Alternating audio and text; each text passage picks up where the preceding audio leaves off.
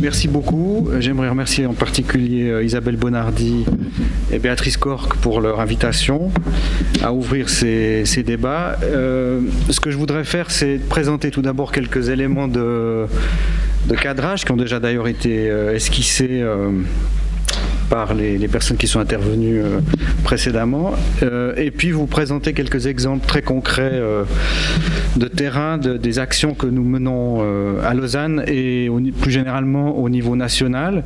Sur la question de la valorisation de ce genre d'activité dans la carrière des chercheurs, je dirais que ça ira assez vite parce qu'en fait, comme en France, il n'y a pratiquement pas de valorisation formelle de ce type d'activité et qu'en fait, la chose relève en fait de l'initiative et de la bonne volonté des établissements et de l'engagement des établissements et des chercheurs.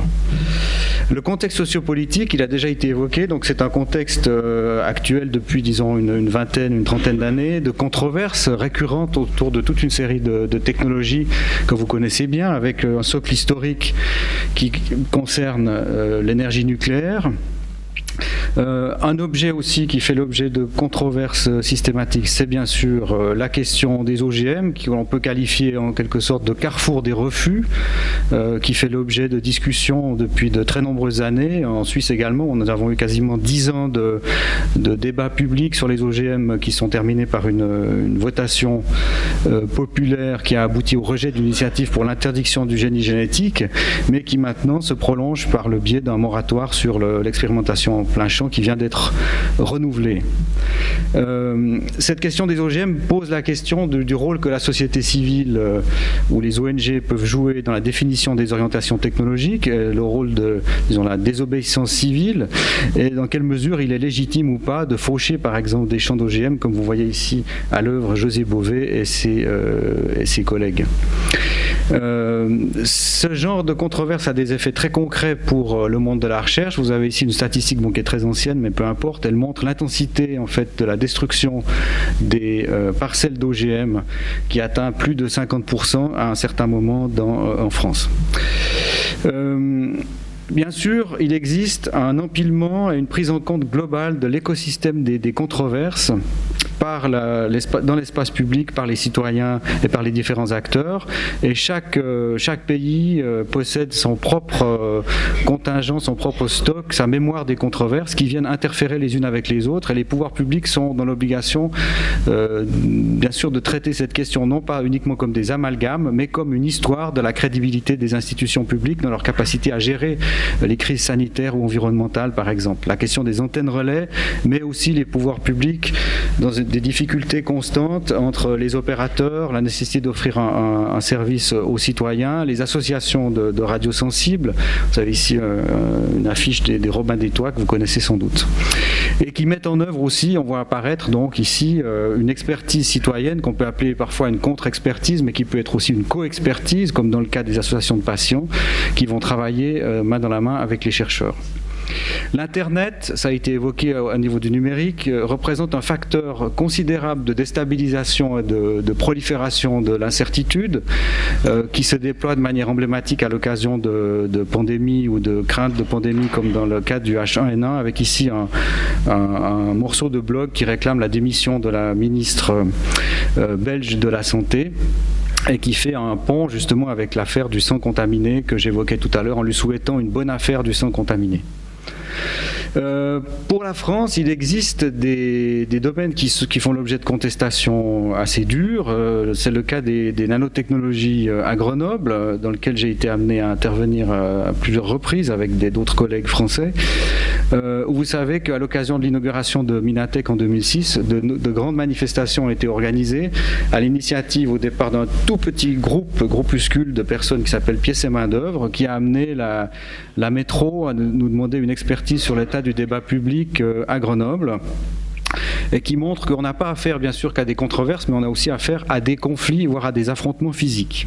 Donc le terme de controverse est un peu euphémique par rapport à la situation que l'on observe parfois, comme dans le cas de l'expérimentation animale. Pour donner un exemple très concret dans mon université, le projet de construction d'une animalerie de 50 000 rongeurs pour notre centre de génomique a été débouté en votation populaire, et donc on n'a pas construit cette animalerie, ce qui ne nous a pas empêché de fonctionner tout à fait normalement avec les autres animaleries à disposition. Donc, en résumé, pour cette première partie, on a affaire en permanence à des alertes, des controverses et des conflits qui concernent toutes les technologies émergentes, maintenant avec la biologie de synthèse.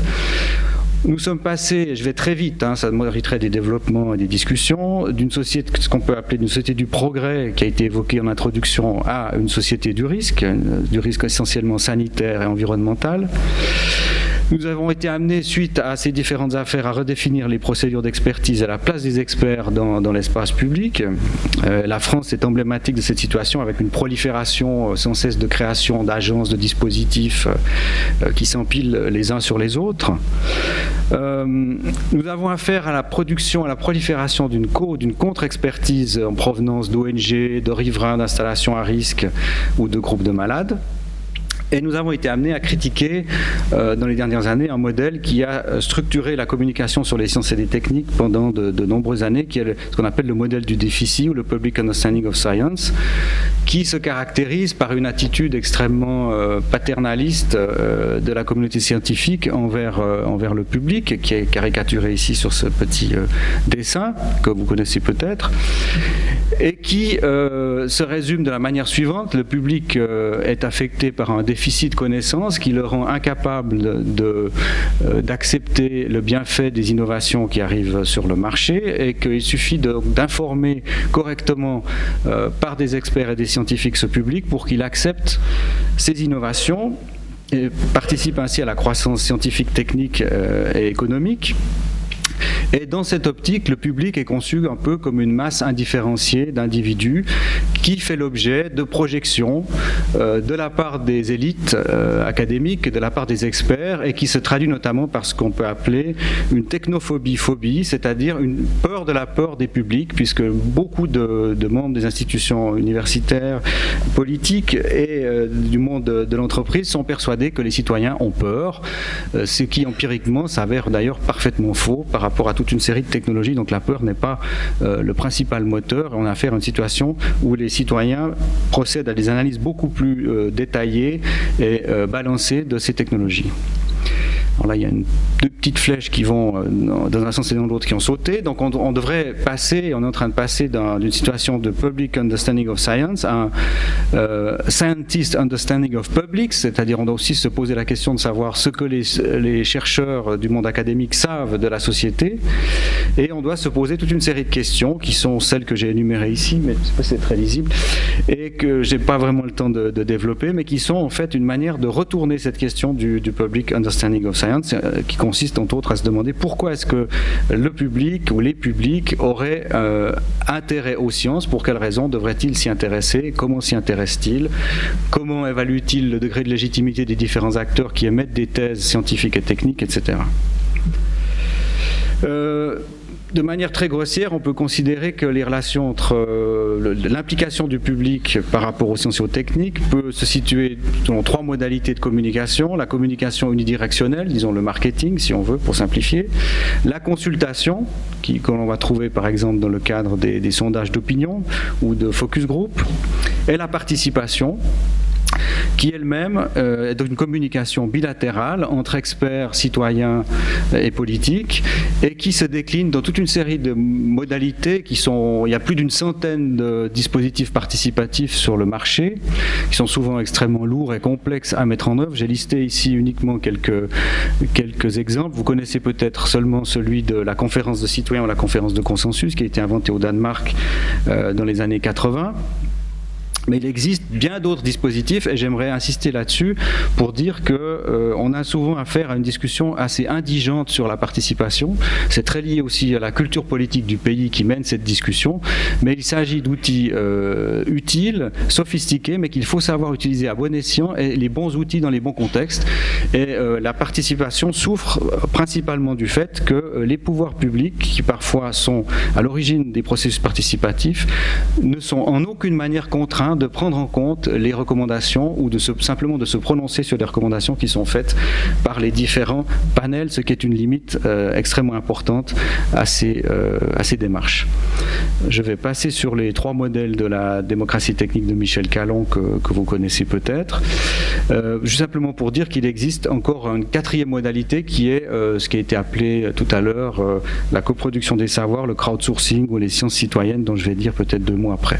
Je passe maintenant à des exemples un peu plus concrets de ce que nous faisons à Lausanne. Nous ne sommes pas les seuls à le faire, mais enfin... donc le département que je dirige, qui s'appelle Interface Sciences Société, c'est intéressant de le savoir, émane tout d'abord d'un groupe de professeurs de la faculté des sciences de notre université, qui comporte cette faculté, qui s'est réunie en 1995 pour mieux faire connaître les recherches de l'université et pour augmenter sa visibilité par rapport à l'École Polytechnique Fédérale de Lausanne, qui est une institution extrêmement rayonnante, vous le savez sans doute, en termes de communication. Donc une préoccupation extrêmement prosaïque de visibilité. En 1998, nous avons eu la fameuse initiative dite pour la protection génétique, qui a constitué une sorte d'électrochoc pour la communauté scientifique suisse, qui a tout d'un coup rappelé aux chercheurs qu'il existait une société autour d'eux, puisque, à la différence de la France, je dirais qu'en Suisse, les chercheurs sont très peu politisés. On n'a pas une histoire d'un mouvement de Science for the People ou de sciences citoyennes en Suisse, ça n'existe absolument pas. Donc il faut un certain nombre de piqûres de rappel du type votation populaire pour que les scientifiques se rappellent de l'existence de la société. En 2002, nous devenons une unité permanente qui est rattachée à la présidence. Je pense que c'est très important de ne pas dépendre d'une faculté et des aléas facultaires, mais d'être placé au plus haut niveau de gouvernance d'une institution pour mener ce genre de travail et surtout pour avoir des ressources financières et ressources humaines pour faire ce travail. Et aujourd'hui, cette mission est inscrite dans les priorités stratégiques de notre institution et ça se décline par toute une série de choses. Nous travaillons dans un paradigme qui se situe sur ce triangle, c'est-à-dire nous considérons que ce qui est essentiel de pratiquer, c'est le dialogue et la participation, donc ce n'est pas une structure de communication. Nous considérons que nos partenaires, les citoyens avec qui nous avons affaire, tous nos partenaires dispensent de savoir qu'il faut prendre en compte. Nous travaillons dans un cadre systématiquement transdisciplinaire. Et nous travaillons dans un paradigme du partenariat, c'est-à-dire que nous cherchons toujours à multiplier l'effet, l'impact de nos activités en co-organisant dans la mesure du possible avec des ONG, des associations ou des entreprises, ça peut arriver, des activités. Donc notre première mission, c'est la mission proprement de médiation scientifique, consiste à mettre sur pied des manifestations donc en collaboration d'abord avec les chercheurs de l'université, ensuite avec notre CHU, qui est un hôpital universitaire assez important, et avec l'école polytechnique, mais j'insiste aussi avec tous les autres acteurs, quels qu'ils soient, c'est-à-dire aussi bien les musées, avec qui nous travaillons énormément, les écoles, des artistes, des ONG, etc. Quelques exemples de manifestations que nous organisons.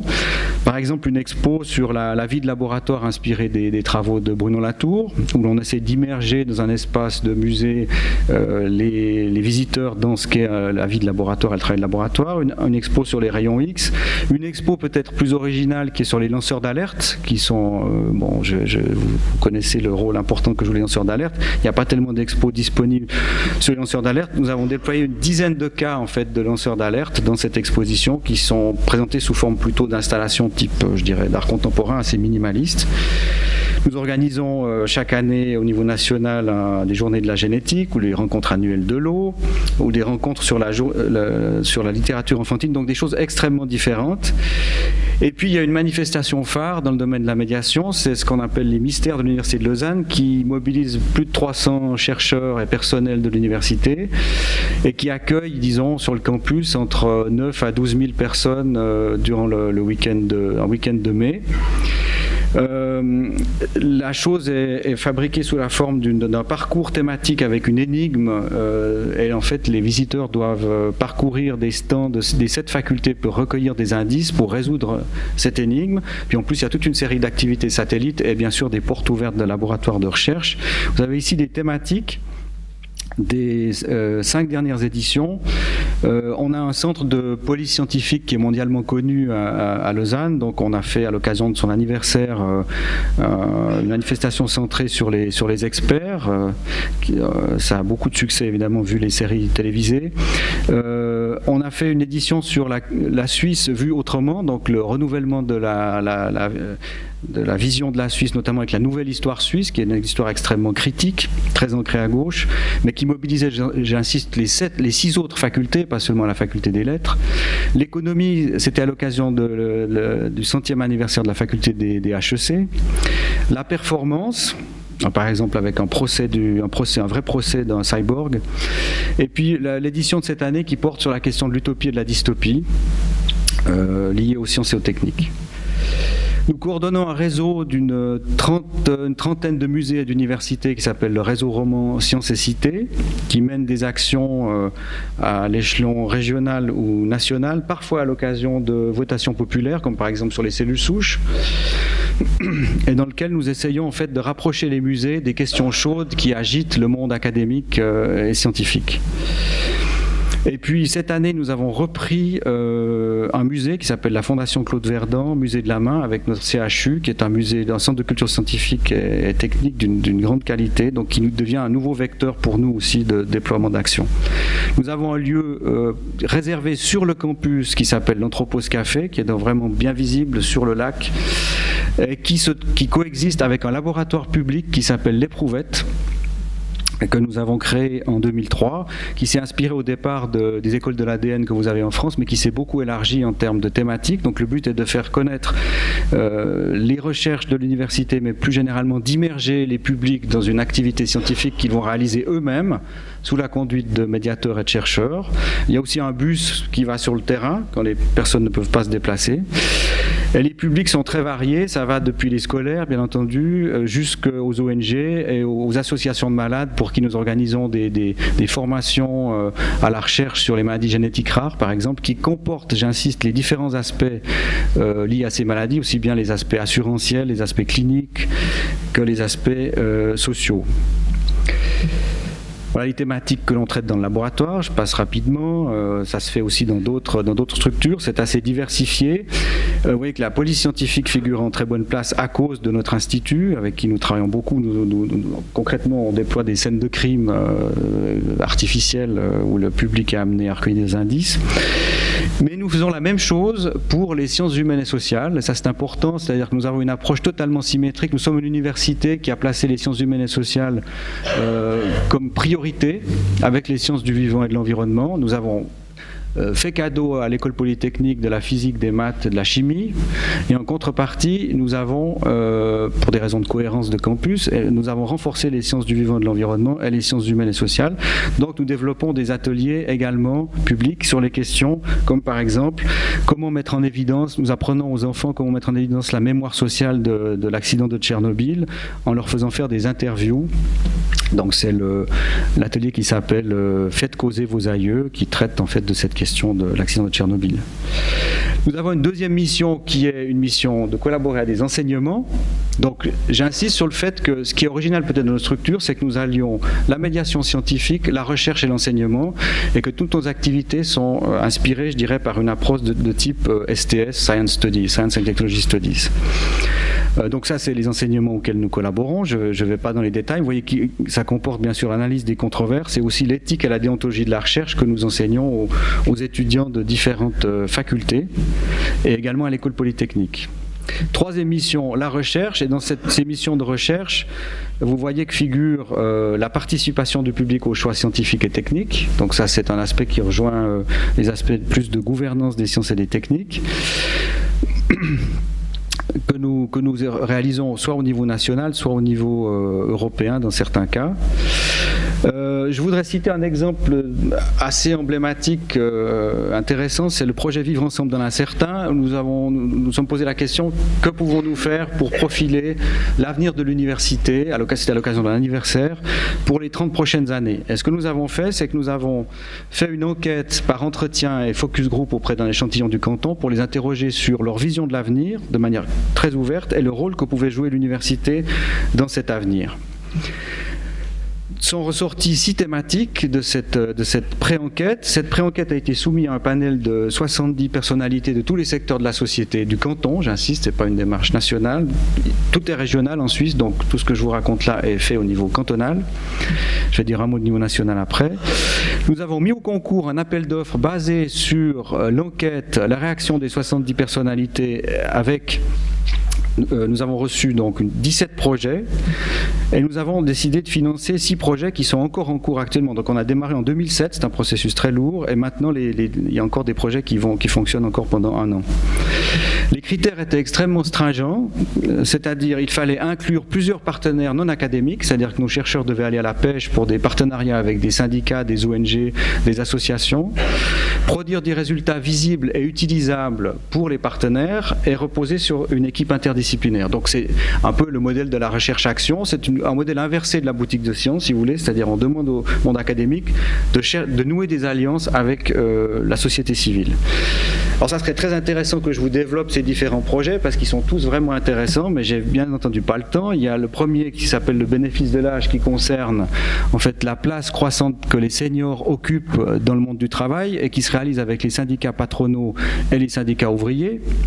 Alors l'intérêt, qu'est-ce que c'est ici? C'est qu'on crée un espace pacifié dans lequel on peut dépasser les habituelles luttes et conflits territoriaux de ces différents acteurs sur une question qui est absolument centrale. Un autre projet sur l'économie sociale et solidaire, un projet sur la scénarisation du paysage agricole à l'horizon 2030 avec les associations paysannes, des géographes et des sociologues de l'université.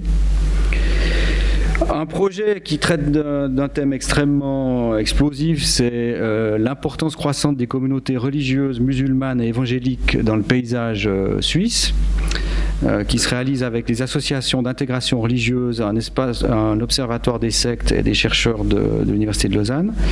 Et puis je présente juste encore peut-être le dernier, parce qu'il est particulièrement original et particulièrement difficile, a été difficile à faire accepter à mes collègues. C'est une plateforme qui permet en fait aux associations d'intervenir dans les processus de normalisation internationale de type ISO. Donc nous avons choisi avec les associations les thèmes qui les intéressaient, nous leur avons fourni un support. Parce que le coût d'entrée dans les processus de normalisation nationale est extrêmement élevé et donc il existe un déficit démocratique très important dans ces processus de normalisation. Nous avons choisi le thème de la labellisation des nanoproduits et le thème du tourisme écologique et donc nous nous retrouvons en tant qu'Université de Lausanne à négocier au nom de ces associations et pour la Suisse ces deux normes dans des forums internationaux au Mexique ou au Brésil. Donc c'est un cas assez intéressant de participation dans un domaine sous-représenté. Voilà.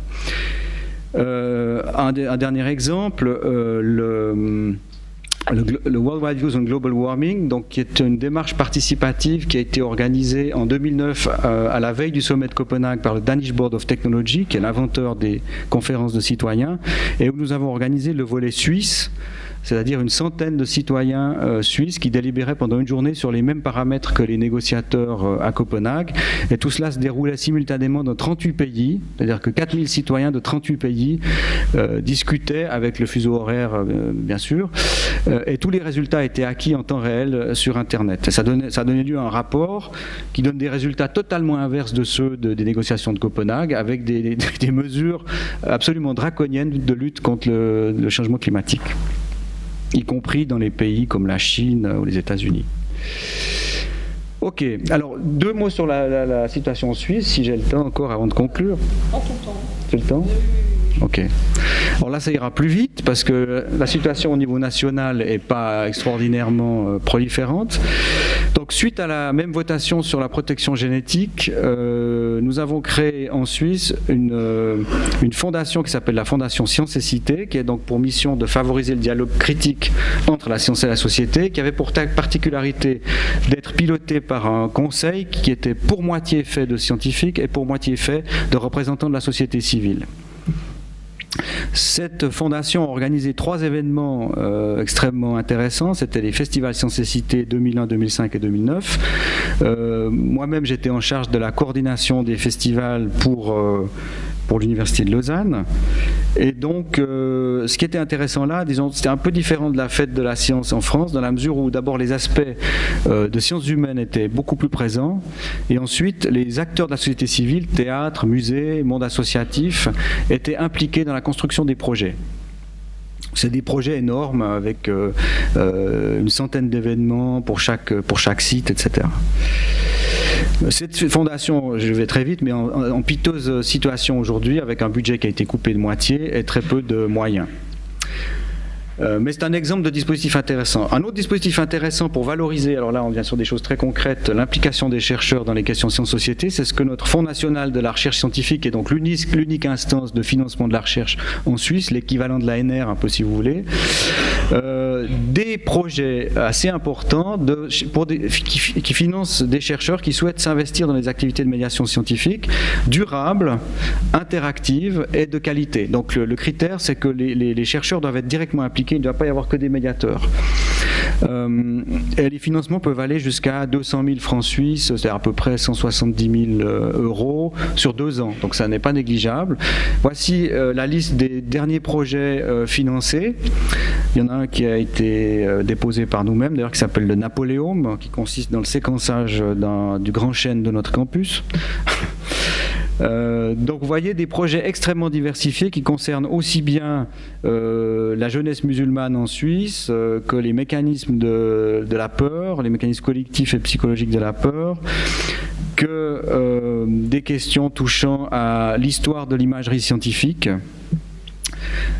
Donc souvent on a affaire à des projets interdisciplinaires. Donc ça c'est un dispositif extrêmement ambitieux qui en gros a été mis en place parce que le responsable de la com de notre Fonds national de la recherche s'est dit bon, faire de la com c'est bien joli mais ça va pas très loin de demander aux chercheurs de faire des belles brochures à l'issue d'un grand projet de recherche, il faut aller plus loin, et donc il a réussi à dégager à peu près 2 millions de francs suisses par année pour ce genre d'initiative. J'en arrive à mes conclusions. Donc, la reconnaissance de ce genre d'activité, à mon avis, est absolument essentielle parce qu'elle peut seule permettre le développement de nouveaux contrats sociaux entre le monde universitaire et la société. Le monde universitaire est menacé dans son indépendance, il est menacé dans la durabilité de ses investissements. Il est menacé par toute une série de facteurs déstabilisants qui sont liés à l'extrême compétitivité du monde académique. Mais malheureusement, ces activités reposent, il faut bien le dire, actuellement sur la bonne volonté des établissements. Et là, on voit, bon, par exemple, mon université investit massivement dans ce genre d'activités, mais ce n'est pas du tout le cas de toutes les universités en Suisse. Il faut donc élargir les critères d'évaluation de la recherche au-delà du facteur d'impact, et il y a tout un mouvement qui se développe au niveau international qui s'appelle la Slow Science. Je vous renvoie notamment au dernier ouvrage d'Isabelle Stengers, Une autre science est possible, qui développe une bonne partie de ces concepts et qui explique en gros pourquoi ce qui a valu en fait aux scientifiques le développement de leur discipline, c'est-à-dire l'indépendance qui leur a été accordée par la société et la protection qui leur a été accordée par la société en contrepartie des retombées positives qui pouvaient survenir, n'est plus suffisante aujourd'hui pour protéger le monde scientifique contre les différentes dérives qui le menacent. Il faut développer des lignes budgétaires, des processus de valorisation spécifiques au niveau des établissements et des agences de financement. Le programme Agora du Fonds national suisse est un exemple. Il faut reconnaître, à mon avis aussi, la recherche-action et la recherche orientée par la demande sociale, tel que je l'ai évoqué dans les projets Vivre ensemble dans l'incertain. C'est très compliqué parce que la recherche-action, c'est en général une recherche interdisciplinaire. C'est une recherche qui est difficilement valorisable dans les cursus académiques en termes de facteurs d'impact. Souvent, on recrute dans ce genre de projet les meilleurs chercheurs, les plus créatifs, qui se trouvent dévalorisés dans leur évaluation par la suite. C'est le cas notamment pour les jeunes chercheurs. Et donc, il faut que les institutions là introduisent des correctifs. Et je pense qu'il faut un peu de courage parce que bien sûr on peut se réfugier derrière la sacro-sainte compétition internationale, mais finalement historiquement les chercheurs ont su s'auto-organiser pour créer la dynamique scientifique. Ils doivent se mobiliser aussi pour reconquérir une autonomie et des critères d'évaluation qui soient différents. La plupart des grandes questions sciences-société dans lesquelles les chercheurs peuvent s'investir sont d'essence transdisciplinaire ou interdisciplinaire, et donc la spécialisation est souvent un obstacle pour le développement de ce genre de projet. C'est un vrai problème. Les étudiants sont les premiers à pouvoir bénéficier de ce genre de démarche, donc il faut créer des cursus et des compétences transversales chez les étudiants. Il y a de plus en plus de cursus de compétences transversales qui sont requis des étudiants aussi par rapport à leur placement dans le monde du travail. Il est plus acceptable aujourd'hui de laisser venir dans le monde du travail un biologiste qui n'a jamais entendu parler d'un brevet, qui est incapable d'argumenter sur la controverse concernant les OGM ou de connaître un minimum de la réglementation concernant les cellules souches, mais ça c'est encore ce qui se produit malheureusement trop souvent aujourd'hui dans la formation des étudiants. Vous avez en France un tissu extrêmement riche de musées et de CCSTI qui sont... La situation est très compliquée en ce moment en termes de culture scientifique. Ça mérite une discussion, mais ce qui est frappant pour un regard extérieur, bien sûr, c'est de voir le peu de synergie qui existe entre les universités, les établissements de recherche, les musées et les CCSTI. Les CCSTI ont des compétences que n'ont pas les universitaires ont des compétences que n'ont pas les CCSTI et les musées, et pour des raisons beaucoup administratives et aussi d'équilibrage territorial, d'équilibre centralité-région, avec un poids totalement écrasant d'Universcience, bien évidemment, qui concentre la très grande majorité des ressources, il est très difficile de mettre en œuvre ce genre de synergie. Mais là, il me semble qu'il y a un réservoir très important de synergie. Modulo, bien sûr, les ressources financières disponibles qui aujourd'hui ne sont pas vraiment au rendez-vous. Je pense qu'il est important aussi de séparer la communication institutionnelle et la médiation scientifique. Ça paraît être trivial, mais c'est souvent un problème pour les gens qui développent les activités de médiation au début dans les établissements. Il y a une confusion entre les processus d'augmentation de la recherche d'acceptabilité sociale des sciences et des techniques et une activité de dialogue critique sur les sciences et les techniques. Il faut impliquer massivement les sciences humaines et sociales dans ces activités. Alors, il y a bien sûr une ambiguïté parce que quand on parle de culture scientifique, en général, on n'y inclut pas les SHS. C'est une grosse limite. Nous sommes clairement et de manière féroce opposés à cette asymétrie et nous cherchons à établir des démarches symétriques entre les SHS et les sciences de la nature, même si souvent pour les SHS, l'enjeu n'est pas du tout du même ordre, mais il est possible de faire des choses. Et on peut puiser dans le réservoir des Science and Technology Studies pour cadrer un peu ce genre d'activité. Et puis finalement, alors c'est une petite remarque un peu critique, mais pour faire tout ça, il faut un minimum de stabilité institutionnelle. Et pour un observateur étranger, même si je fréquente ces questions en France depuis très longtemps, puis j'ai participé à la création des boutiques de sciences en 1982 quand j'étais encore étudiant en France. Je dois dire que l'empilement successif de strates, de programmes, de projets, de presse, de réseaux, de l'ABEX, d'IDEX, etc., et l'empilement de disparités entre les établissements, je dirais aussi, est un vrai obstacle au développement de ce genre de politique, à mon avis. Voilà, je m'arrête là.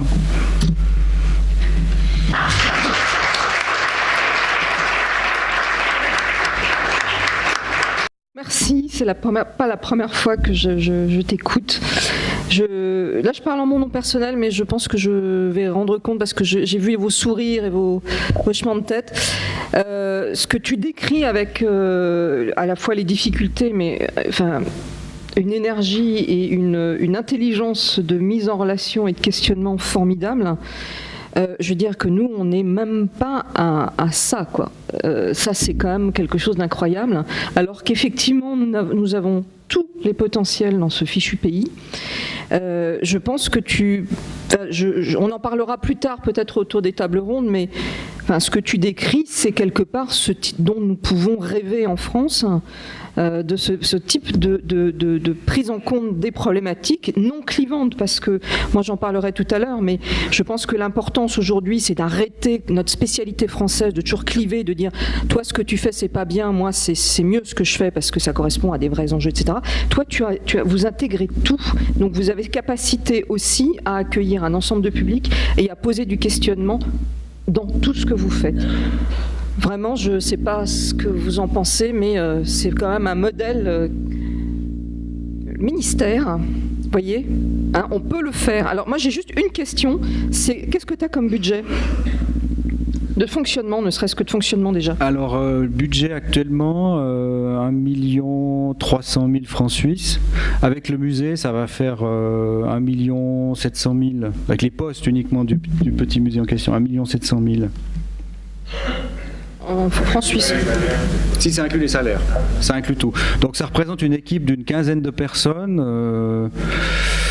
Oui, voilà, une quinzaine de personnes en fait, mais avec beaucoup de relais. Hein. Et surtout, si ça fonctionne bien, c'est parce que c'est quelque chose qu'on a mis 20 ans à construire et qu'il existe un petit aspect miraculeux du contexte culturel et social local. Hein. Vous n'allez pas trouver la même chose à Genève, ni à Bâle, ni à Berne. Hein. Ça sera très différent. Hein. D'accord. Et une dernière question, est-ce qu'il y a beaucoup de résistance de la part des chercheurs ? Des résistances pour rentrer dans ce... Oui, comment vous faites pour... Très peu. On a même fait une enquête quantitative très précise là-dessus. Il y a plus de 75% des chercheurs qui considèrent que ça fait partie de leur cœur de métier, je dirais. Mais ça a pris du temps, et c'est vrai que le problème, c'est de les mobiliser, parce qu'on retombe un peu toujours sur les mêmes personnes. Par exemple, les mystères de l'université, c'est un truc, c'est une année de préparation, c'est énorme. Hein. Donc là, mais le Conseil d'État, donc notre gouvernement cantonal, ça lui plaît tellement que maintenant, il nous oblige à le faire chaque année. Hein. Et donc, il veut même que pendant le Dies Academicus, donc l'ouverture des cours, il faut que ça se passe à ce moment-là, parce que notre ministre est là et elle aime bien voir tous les enfants qui gambadent sur le campus. C'est clair que ça donne une image fantastique de l'université. Alors, on n'a pas prévu de temps de questions, mais je vois monsieur de la CPCNU. Sciences exactes et la nécessité d'un rééquilibrage SHS sciences exactes. Pour moi, c'est ça le point central. Ça signifie donner des moyens et ça signifie créer des postes. Parce que tout le reste, c'est du blablabla pour moi. Hein. Le ministère nous dit qu'il est très enthousiaste pour ce genre de questions. Mais derrière ça, qu'est-ce qu'il y a chaque année dans les universités ? Voilà. C'est l'essentiel. Bien. Si vous existez, c'est parce que vous avez une équipe solide en SHS sciences. Oui, mais parce qu'il y a aussi une volonté de s'ouvrir à la société, parce que ça ne suffit pas non plus qu'il y ait des postes. Hein, quand même. Monsieur le Président. Merci Béatrice. C'est pas un moment facile pour moi, puisque je parle après un discours éloquent, et j'entre dans un débat de fond assez fort, et que je suis extrêmement gêné, parce que j'ai deux de mes partenaires essentiels, le CNU et le ministère. Donc je vais essayer de m'en sortir. Bonjour. Tout à fait. Mais merci beaucoup. Merci beaucoup. Donc je vais essayer de répondre à cet exercice et je vais faire un discours de président, donc il ne sera pas très long, ne vous inquiétez pas. Je vous prie tout d'abord de m'excuser de ne pas avoir pu être à l'ouverture de la séance puisque j'avais prévenu Béatrice. J'étais en lien avec la CP2U, dont je fais partie du bureau comme président des relations internationales de la CPU, et nous avons évoqué cette question ce matin encore puisqu'elle est centrale. Hein. Donc j'ai une triple casquette aujourd'hui, si je puis dire, où je viens à 3 titres. Tout d'abord, je représente Khaled Bouabdallah, qui est à Paris, justement, à la CP2U, aujourd'hui, et qui ne pouvait pas être avec nous, donc je représente le président du Presse. Je représente aussi, puisqu'on l'a évoqué ce matin, la conférence des présidents d'université, qui m'ont dit c'est l'occasion de dire à quel point la conférence des présidents d'université et l'ensemble des universitaires, mais aussi des grandes écoles publiques, la CP2U et nos autres partenaires, eh bien, sont mobilisés et intéressés par le sujet aujourd'hui, même si tout n'est pas parfait, loin de là, mais il y a aussi de l'existence, j'y reviendrai. Et puis la troisième casquette, c'est celle de mon université, puisque c'est un thème qui nous est cher. Hein. Donc c'est une question centrale de la CPU, je le disais, c'est aussi une question centrale du Presse, Université de Lyon, qui est en phase de reconstruction, comme vous le savez, et qui d'ailleurs au passage n'a jamais été, à mon avis, dans une phase aussi positive, après des moments un peu difficiles, et qui n'a pas assez porté cette question, c'est clair. On a eu souvent l'occasion d'en parler avec Béatrice, je crois que j'ai apporté un certain soutien sur ce thème. Donc question importante et qui est perçue aujourd'hui comme essentielle dans l'Université de Lyon, et encore une fois question importante à l'Université Lyon 3, puisque c'est un thème dans lequel nous sommes beaucoup engagés et qui est au corps de notre politique d'établissement. Pourquoi il est au corps de notre politique d'établissement? Pourquoi il est si important pour tous? Ça ne vous surprendra pas, parce que c'est un enjeu majeur. C'est un enjeu majeur à plus d'un titre. On ne fera pas les nouvelles universités de demain, on ne fera pas les nouveaux organismes, j'oserais dire, de recherche et d'enseignement supérieur sans cette ouverture au monde de la société. C'est une question de survie, littéralement. On connaît les difficultés économiques que connaissent aujourd'hui les pays occidentaux, c'est pas une spécificité française. Alors on peut bien sûr reprocher un certain nombre de choses au ministère. Vous comprendrez que je ne vais pas le faire aujourd'hui puisque je serai bientôt à négocier le contrat, donc il faut que je fasse attention. Donc c'est un problème majeur. Oui, évidemment, il faut que le ministère nous aide. Je vous suis, et je le dirai toujours. Je dis même souvent que j'irai défiler dans la rue s'il le faut. Ne vous inquiétez pas, je resterai dans mon université pour parler avec vous par ailleurs. Je ne confondrai pas les deux. Je remarque aussi que ce n'est pas simple toujours pour le ministère, et j'ai été extrêmement sensible, même si je ne suis pas d'accord avec tout sur la loi d'orientation. J'en ai d'ailleurs fait un petit papier hier sur le blog du Monde. Bon, j'ai quand même noté qu'il y avait eu un effort sur les postes. C'est pas... Nous sommes tous sous-dotés, mais je ne vais pas me plaindre puisque je n'ai pas été le plus mal servi sur cette question. Donc il y a un vrai problème de choix politique. Que veut-on faire aujourd'hui? Mais je crois aussi qu'il y a une nécessité à ce que les établissements se prennent aussi en charge. C'est quelque chose qui change depuis quelques années, qui est en train de changer encore plus en ce moment, parce qu'il y a cette nécessité, comme je le disais, et nous avons une petite marge d'autonomie qui nous a été donnée, soit trop, soit pas assez, selon les uns et les autres. Moi j'ai tendance à penser pas assez. Je suis favorable à ce qu'on nous laisse, comment dirais-je, maîtriser un peu notre avenir, non pas pour le maîtriser pour un établissement, évidemment que je porte mon établissement, mais parce qu'en le maîtrisant, on maîtrise le futur de la recherche et de l'enseignement, et que ce futur passe nécessairement par ces collaborations. Pour toutes les raisons évoquées, qu'elles soient économiques, qu'elles soient autres aussi. C'est vrai que l'université et la recherche dans son ensemble, je ne veux pas trop parler au nom des organismes, mais ont parfois été un petit peu trop tour d'ivoire, on le sait bien, et pas assez en contact du monde universitaire. Ils ne l'ont pas été sur, je dirais, ce que l'on peut construire avec le monde de l'entreprise, ce que l'on peut construire avec le monde de la culture.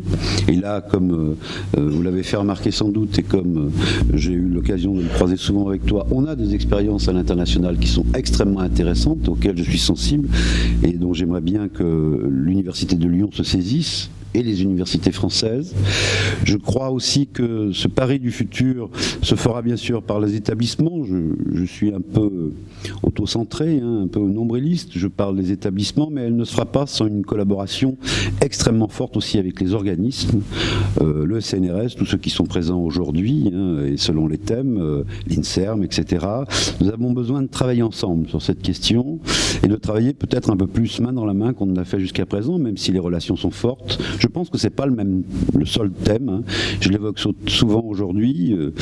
L'international est aussi un thème où les établissements, les grandes écoles et les organismes doivent travailler ensemble. La présence à l'international, par exemple, suppose des coûts quand même assez forts pour avoir une antenne. Et bien là, il faut qu'on partage pour pouvoir construire ensemble ces antennes et partager. C'est la même chose que nous avons à faire avec la société. J'ai noté un petit détail tout à l'heure, mais qui n'en est pas un. Vous parliez de voir des landaus, de voir des gens qui défilent dans l'université. Sachez que c'est ce qu'on essaye nous aussi de faire ici, c'est déjà ce qu'on a fait sur un site, qui est le site de Bourg, que j'appelle aujourd'hui non pas le site Seba de Bourg, mais que j'appelle l'Université Jean Moulin Lyon 3 site de Bourg.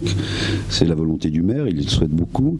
Et nous avions un espace public qui nous avait été cédé, on l'a rétrocédé à la ville. Aujourd'hui, c'était la moindre des choses, on n'avait pas payé, donc on pouvait le rétrocéder. Mais l'idée a été de faire une ouverture entre l'université. Cet espace est un espace où les étudiants vont, les professeurs vont, et où les mères de famille, justement, les gens qui viennent se promener dans ce parc, investissent l'université. Et ça change totalement, ne serait-ce que par ce petit détail, le rapport entre l'université qui ne devient plus ce monde un peu secret, et ce monde qui m'exaspère parfois lorsqu'on le traduit dans des conférences, même si elles sont utiles, par un monde du sachant face à un monde du béotien, en quelque sorte, qui vient pendant une heure écouter la bonne parole. Je crois qu'on a autre chose, oui j'y vais toujours un peu dur, tu le sais, mais... Chercher le contrepoint de sachant tout à l'heure, on ne trouvait pas, donc tu nous as... Oui, c'est pour ça que j'ai dit j'y vais un peu dur en disant le béotien, mais parce que je considère justement que la société n'est pas nécessairement béotienne, et je sais de quoi parle, je suis spécialiste du climat. C'est une question sur laquelle tout le monde peut se prononcer, puisque vous savez qu'en général, pour prédire le climat du lendemain, on a une chance sur deux. C'est ce qu'on appelle un indice 3 sur 6 à Météo France. Il fait beau ou il fait pas beau, quoi. Donc, en tous les cas, on peut aller vers une autre forme d'échange, c'est clair, avec la société, et c'est ce que nous souhaitons à l'université, c'est ce que nous souhaitons dans la nôtre, ce que nous souhaitons à l'Université de Lyon et au niveau national. Alors bien sûr, comme j'ai pas beaucoup de temps, je suis dans les vœux pieux, mais il est incontestable incontestable que les choses changent. Nous ne sommes pas encore assez organisés, nous n'avons pas encore assez de visibilité, mais vraiment les choses changent. Et d'abord, il y a de l'existence, il ne faut quand même pas l'oublier. Cet existant n'est pas suffisant, mais la relation existait déjà dans les sciences dures, on l'a dit, beaucoup moins dans les sciences sociales. Je suis tout à fait d'accord avec vous, il faut se mobiliser, mais là aussi, le changement est quand même important dans les sciences sociales. Il y a une prise de conscience. Alors, il faut toujours un temps, on est à l'université, ça prend un petit peu de temps pour se mettre en place, mais c'est réel. Et puis, on a parlé de la lenteur universitaire. Moi, j'ai tendance à dire qu'elles deviennent quand même assez réactives. Et si elles deviennent réactives, c'est qu'elles sont obligées aujourd'hui de ne plus fonctionner, en tous les cas, c'est ce que je défends moi, sous un mode administratif. On n'est plus là simplement pour administrer des établissements à une dotation qui nous vient du ministère, justement. On est obligé, par cette autonomie et la situation, d'être un peu plus manager par le passé. Et en étant manager, on est obligé de se créer une organisation un peu plus managériale. On ne se prend pas pour des entreprises, c'est pas notre objectif, et avec 80% de masse salariale dont nous disposons, on n'est pas une entreprise, mais ça renforce nécessairement notre capacité d'entreprendre et notre nécessité d'entreprendre. Donc je pense que le temps de réactivité des universités est en train de changer, et la volonté, encore une fois, de cette ouverture au monde socio-économique sous toutes ses formes est réelle, elle est indispensable pour les établissements, pour leur survie, elle est évidemment fondamentale pour les étudiants, c'est quand même notre première mission de service public. Voilà, je ne vous embêterai pas plus longtemps. Je sens que les échanges vont être productifs et je suis vraiment désolé de ne pas pouvoir y participer, mais je suis un président réactif, donc il faut que j'aille travailler encore ailleurs. Merci d'être là en tous les cas. Merci beaucoup. Tu pourras regarder le tout sur le site de l'Université Lyon 3, puisque tout est filmé. Vous avez un magnifique service qui s'occupe de tout ça. Merci Bertrand. Merci beaucoup, Monsieur le Président.